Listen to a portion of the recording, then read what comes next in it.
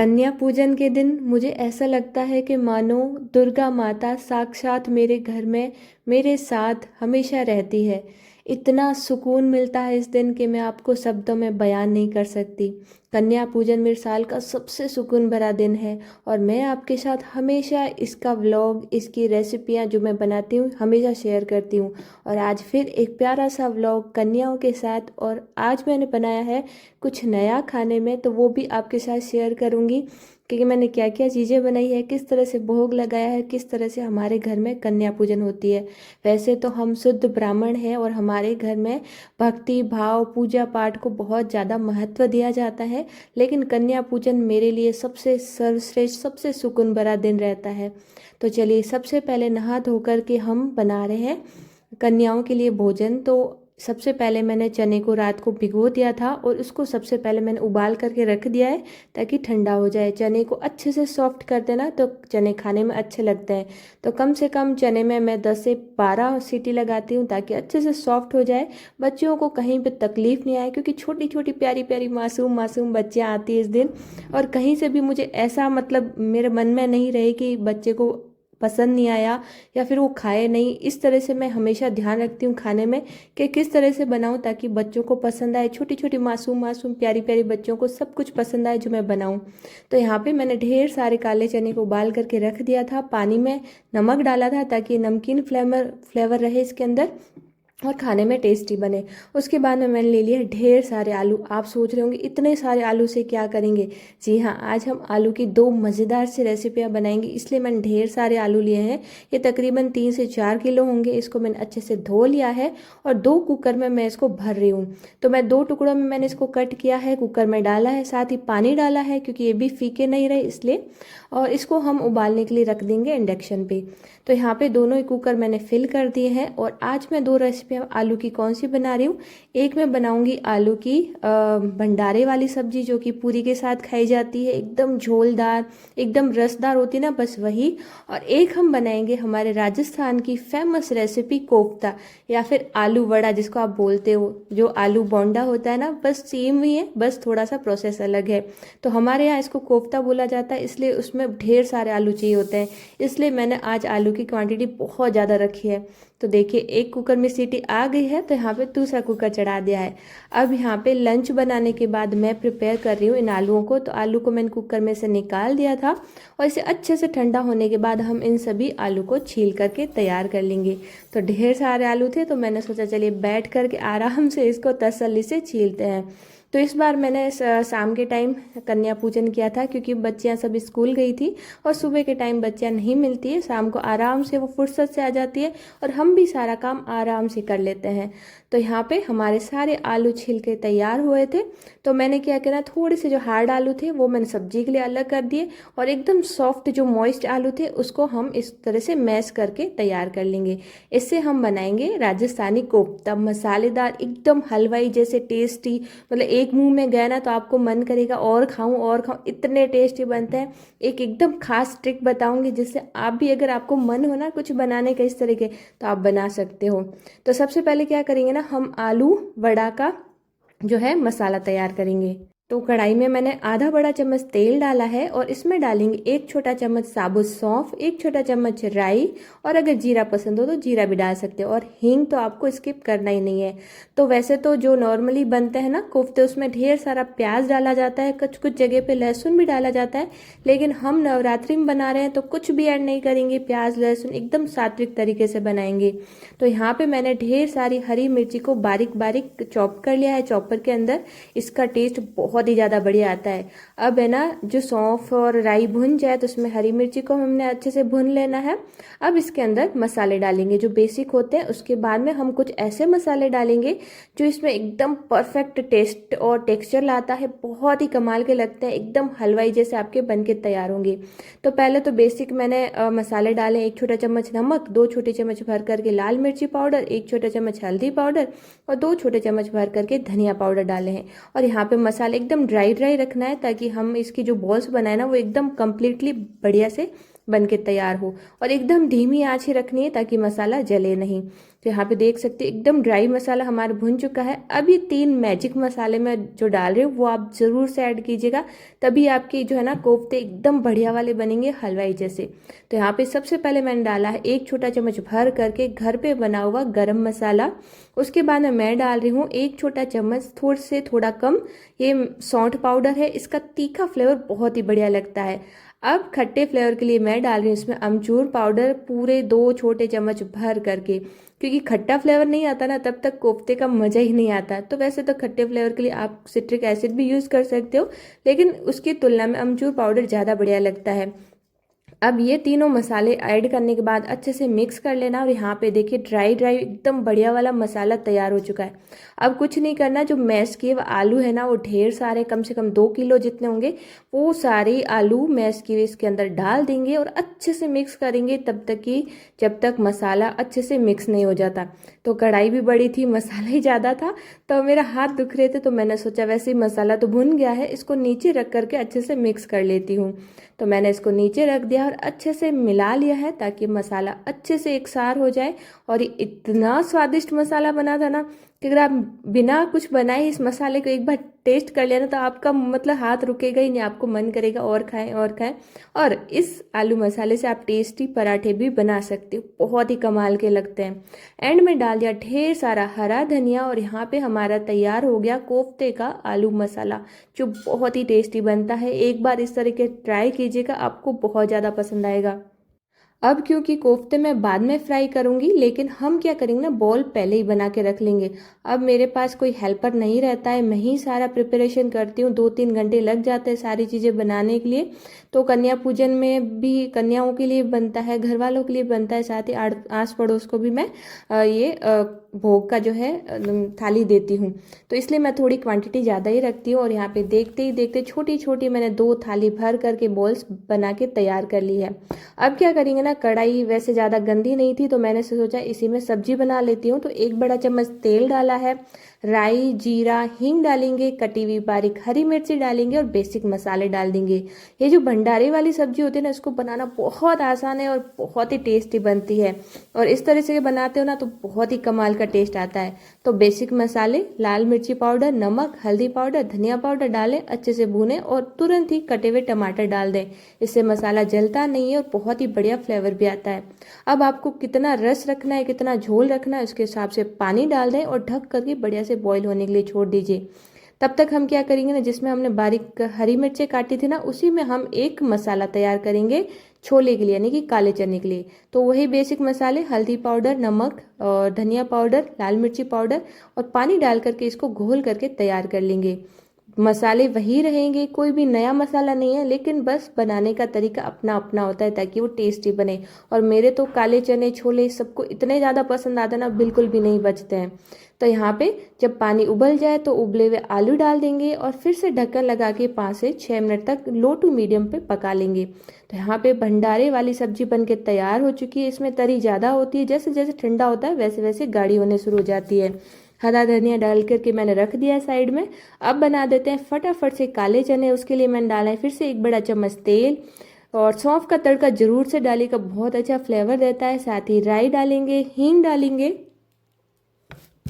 और जैसे ही सारी चीज़ें तड़क जाए तो इसमें डाल देंगे मसाला जो हमने भिगो के रखा था, और इसको अच्छे से भून लेना हाई फ्लेम पे।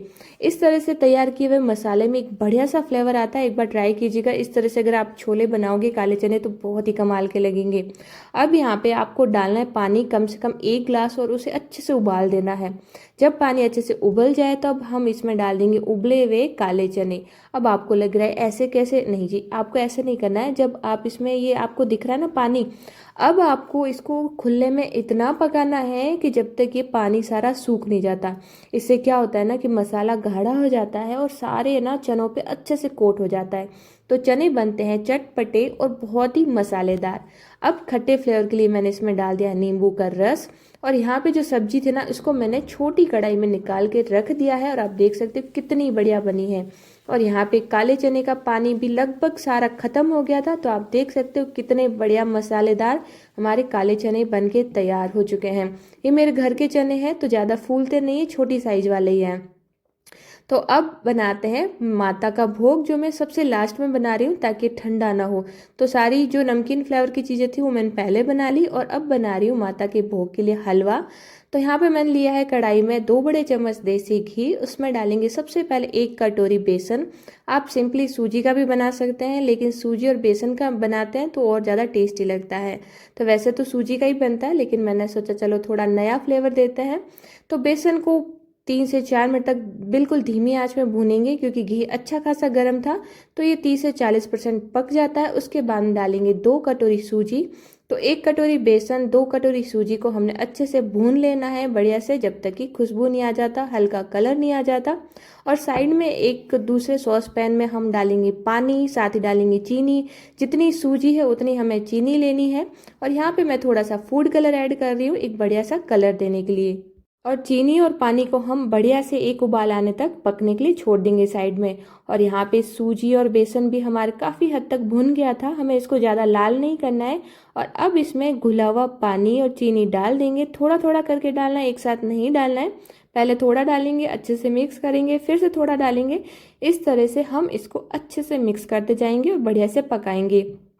पानी की क्वांटिटी मैंने नापी नहीं है, फिर भी अंदाजन बता देती हूँ, सूजी से 3 गुना ज़्यादा ही होगा पानी, क्योंकि सूजी फूलती है तो डबल ट्रिबल हो जाती है, इसलिए इसमें पानी थोड़ा ज़्यादा ही जाता है। अब इसमें जो भी आपको ड्राई फ्रूट पसंद है वो डाल दें। तो मेरे पास फिलहाल काजू नहीं थे, सिर्फ बादाम ही थे, तो मैं इसमें बादाम डाल रही हूँ 1 मुट्ठी। और ऊपर से थोड़ा सा घी और डालिएगा, ताकि स्मूथ रहे, एकदम खाने में बढ़िया लगे। और यहाँ पे हमारा माता के भोग का हलवा भी बन के तैयार हो चुका है।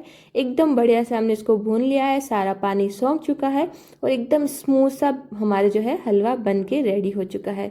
तो यहाँ पे हमारे लगभग काफ़ी सारी चीज़ें बन गई है, अब बहुत ही कम सामान है जो हमें बनाना है। तो ये हलवा मैं क्या कर रही हूँ, एक बर्तन में निकाल दूंगी ताकि गर्म रहे और कोई जूठा भी नहीं करे, इसलिए मैं इसको अलग बर्तन में निकाल करके साइड में रख लूँगी, क्योंकि सबसे पहले इसी का भोग लगेगा माता को। अब बना देते हैं बैटर, जो कि कोफ्ते का है। इसके लिए आपको लेना है ढेर सारा बेसन। ये मैंने फ्रेश आज ही घर में पीस के तैयार किया है। इसमें डालेंगे स्वाद के अनुसार नमक, आधा चम्मच हल्दी पाउडर, आधा चम्मच हींग, और 1 छोटा चम्मच भर करके अजवाइन डालना है। और अच्छे से मिक्स करके एक इसका सेमी थिक बैटर बनाना है, मतलब ना ज़्यादा गाढ़ा और ना ही ज़्यादा पतला। कुछ इस तरह का बैटर बना के तैयार कर लेना है। बहुत ही सिंपल है बनाना, ऐसा कुछ हार्ड नहीं है। अब लगाएंगे आटा। तो मैं नीचे बैठ के आटा लगा रही हूँ पूड़ियों का, तो ये थोड़ी क्वांटिटी ज़्यादा है तो नीचे आराम से लग जाएगा। तो आटे में मैंने डाला है स्वाद के अनुसार नमक, 2 छोटे चम्मच भर करके अजवाइन। अजवाइन की पूड़ियाँ बहुत ही टेस्टी लगती है, साथ ही साथ नुकसान भी नहीं करती, अच्छे से डाइजेस्ट हो जाती है।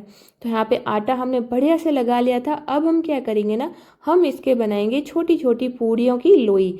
तो मैं क्या करती हूँ, मैं अकेली हूँ बनाने वाली, और गुड़िया की भी अभी छुट्टी नहीं हुई है। वैसे तो मेरी बेटी अब बड़ी हो गई है और हेल्प भी करने लग गई है। वैसे जैसे ही वो आएगी स्कूल से मेरी हेल्प जरूर कराएगी। तो तब तक मैं क्या करूँगी ना, सबसे पहले तो मैं ये पूरियों की लोइयाँ बना के तैयार करूँगी, क्योंकि पूरियाँ बनाने के लिए कम से कम 2 से 3 मेंबर चाहिए होता है, एक बेलने के लिए, एक लोई बनाने के लिए, एक फ्राई करने के लिए। लेकिन मैं तो अकेली हूँ तो सारा काम खुद से ही करना पड़ेगा। तो यहाँ पे मैंने तेल को गर्म करने के लिए रख दिया था और ढेर सारी लोई बना दी थी।